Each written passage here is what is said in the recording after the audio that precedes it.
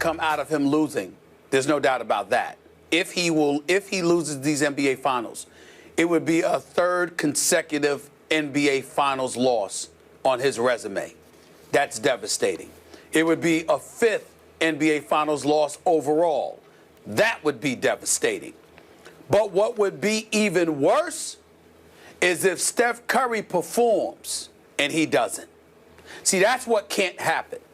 If we sit up there and we see LeBron perform similar to what he did last year with some dominating performances, with the exception of, I think it was Game 4. Yep. Okay? If we see dominating performances, but Kevin Love doesn't step up, and Kyrie Irving doesn't step up, and J.R. Smith's entire game evaporates because he's not hitting jump shots, then it's a little bit different. It's still negative. It's still bad.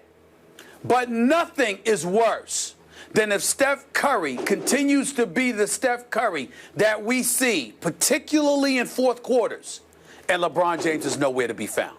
Nothing is worse than that.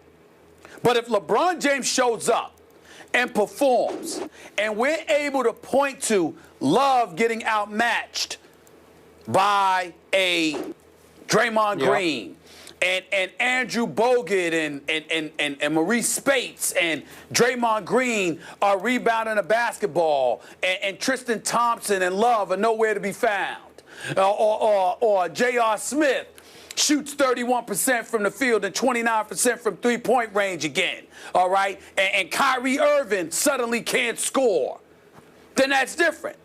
It's still negative, but it's really the worst possible scenario is that Kevin Love comes to play, Kyrie Irving comes to play, and LeBron shows up for three quarters, but then Steph pours it on in the fourth, and LeBron has no answer.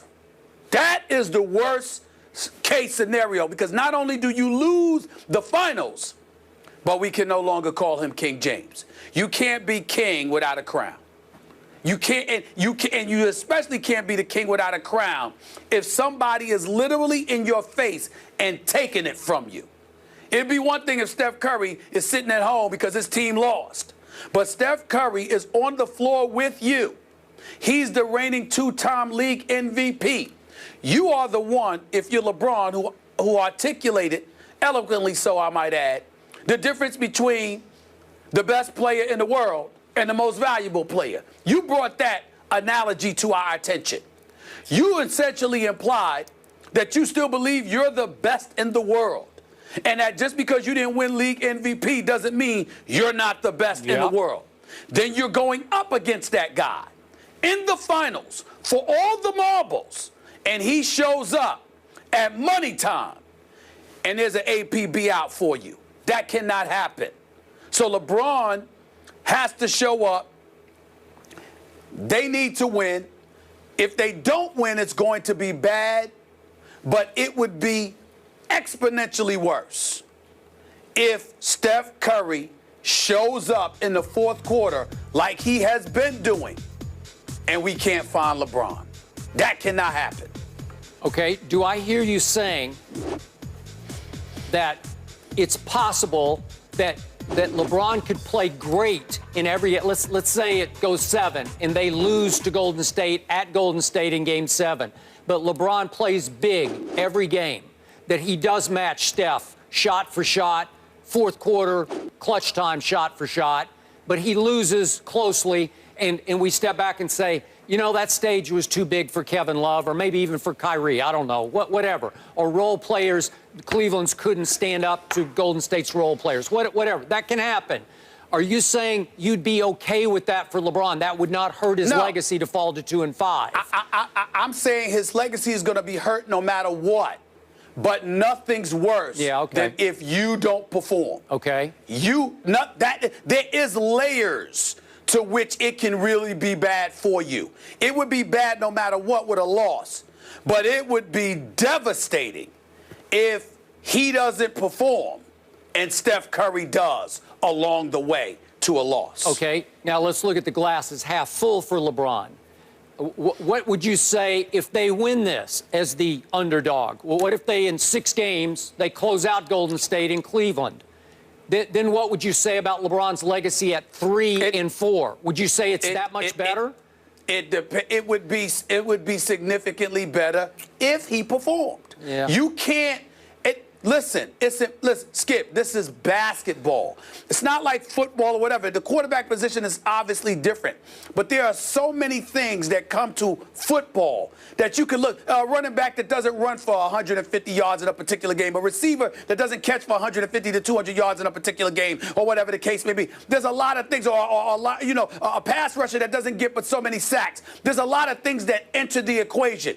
But in the sport of basketball, albeit a team sport, individual exceptionalism gets noticed, and individual unexceptionalism gets noticed as well. So if Cleveland wins, all right, it's fine. But if LeBron plays like garbage, which is not going to happen, by the way, and Kyrie and Kevin Love comes and play and saves the day, we're going to notice that too. Okay, I got it. We're going to notice that. He's not going to be hurt by a win, but again, he can't play bad and they lose while Steph Curry's playing well. That is the most devastating scenario for him. Okay.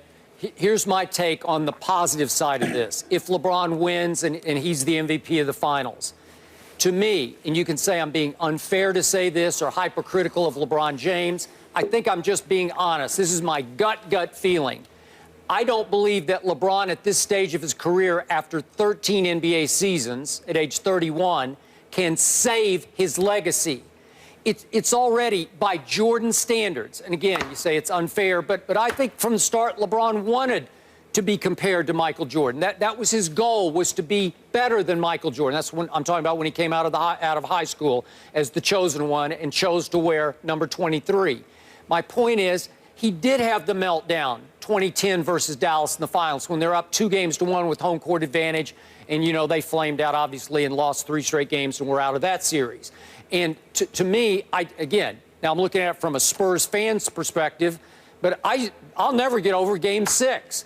LeBron melted down at the end of Game 6 of that, 2013 finals in Miami. He had 3 turnovers in the last 3 minutes and 18 seconds of that game, and then he missed what I thought was going to be the last shot of the game to tie, the 3 to tie. And I thought my guys would get the rebound and go the other way and the game would be over. But no, it went, bounded high and long to Bosh, who kicked it to Ray Allen, and I'll never get over that. But my point is, can LeBron undo that legacy, the negative part of his legacy, by beating Golden State? I mean, for me, no. It's indelible. It's already there. I mean, it's clear he can't be 6 for 6 Michael Jordan at this stage of his career. He could help improve his legacy, but he can't redeem it. Let me tell you what problem I have with your analogy there. People are allowed to grow and evolve. You can bring up a host of points that you've made about LeBron over the years, Skip. They're not wrong. But what somebody would look at you and say, damn, why don't you calm down? Think about what you were 10 years ago. Think about what you were 20 years ago. Didn't you evolve? Didn't you grow? Don't we all evolve? Don't we all grow? If LeBron James is making the mistakes now that he made back before he won a championship, then that's a good, legitimate argument. But if he's matured, if his game has evolved, if he's grown, if he's validated his greatness as a champion, as a league MVP, why would you disrespect that? Why would you hold on for dear life to something that happened years ago? I understand not forgetting it, because we still haven't forgotten how Magic Johnson struggled in the finals when Dennis Johnson and those boys forced 3 consecutive turnovers that cost them a championship, I think, in 1985. Yep. But we also recognize the fact that he came right back, he did, made amends for that. He came right back and won 2 more titles after that. So we got to look at it from that perspective and respect the fact that there's a level of greatness that this man brought to the equation after adversity hit. And how are you going to ignore that when it comes to LeBron? But you ignore it when it comes to everybody else. You might recognize and remember what they did, but you bypass that because this is what they did in the aftermath of that. Nobody got on LeBron harder than me when he folded against the Dallas Mavericks, still chasing that elusive title. But damn, he came back the next year and balled out against Oklahoma City. Then he came back the next year. And even though Ray Allen saved the day in Game 6, what did he do in Game 7? He's great. 37 and 15. Yep, what did he do en route to winning his first title? Yep. 48 and 15. I mean, 45, 15. This brother's on another level. Let's respect the level of greatness that this man brings to the equation and respect the fact that he answered adversity by showing up and overcoming it, which is an inspiration to everybody and everything that they do. Okay, that's you don't fine. sit there and lay down just because you failed. You get your behind back up and do what you got to do.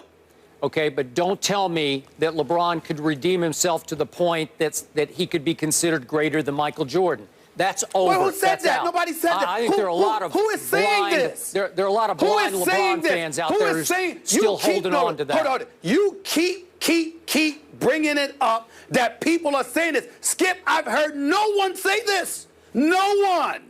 Only you. You're the only one that sit there and bring up and you say, people say this, that I don't want to hear this. Who are you hearing it from? I have heard no one.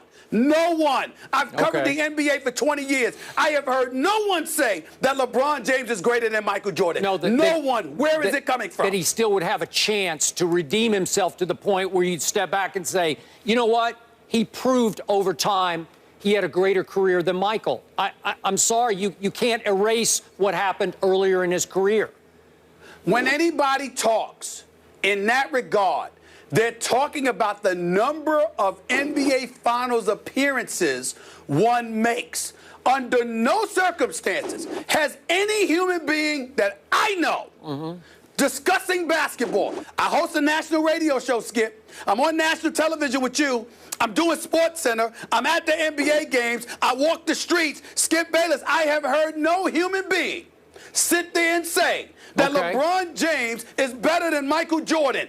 Only you keep saying that people have said that. It is not true. I don't want to call out any other commentators on this network, but I think I heard that last week when he got to his 6th straight finals, that qualified him as doing something that Michael didn't ever do. That no one had, you know, well, you have to go back to the Bill Russell days. No. Doing something that Michael has never done is entirely different than saying somebody's better than Michael Jordan was. No one has said that. I challenge you to find me one person, one, in the globe who has said that about LeBron. I will bet you. One person. If LeBron manages to win this finals, I bet you we will hear a lot of that.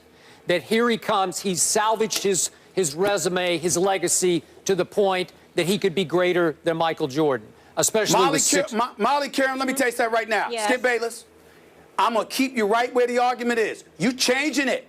I said no one will say, no one has said LeBron James is better than Michael Jordan. What they say is, oh, he's done something Michael hasn't done in terms of number of titles or whatever. If Michael hadn't gone to play baseball, he might have went to 8 straight NBA crowns. The point is, he did it because he left the game for a couple of years or a year and a half. That's the bottom line. No one has said that but you. No one. I'm just asking the question. That's all I'm doing. Really? Yeah. That's what you're doing? Just asking a question, huh? Okay. That's all you're doing? Well, I'm pointing out that there are some indelible negatives on that resume that even you sometimes gloss over. He was young. Baloney, he was young then. Baloney, he was young in 2010. Baloney, he was young in 2013. I'm sorry, I'm not taking it. Hold on. Who said he was young in 2013? Once again, where did that come from? Where were you 10 years ago? Hold it. Young against the Spurs in 2007. Who said he was young in 2013? Who said that? You know what? Who? Don't get me started. We got to go because we're running way over. We got to go. Okay. Changing it up. I'm not changing it. I just know we're way over. Guys. Unbelievable. Well, don't get me started on that first Spurs series. Don't get me started. After I heard LeBron James scored 6 straight finals appearances. Wait a second. 6 straight finals. Wait a second. That 2007 finals, all I heard, LeBron had no chance. He's the greatest player in the world. He didn't have a chance against my Spurs. Are you kidding me? Those were 4 close games. Where was he? That's 9 years ago. I don't know. Help me. All right, let's take a break. on Here, LeBron and MJ. I was trying to be You're nice. Focus on I was LeBron. trying to You're be nice. unbelievable. And Tim Legler's here. Tim, come make peace with these guys. The Cavs put on a show from long distance this postseason. Will they keep it up against the defending champs? Legs in the house. He'll offer his opinion and calm these two down. First take, just starting.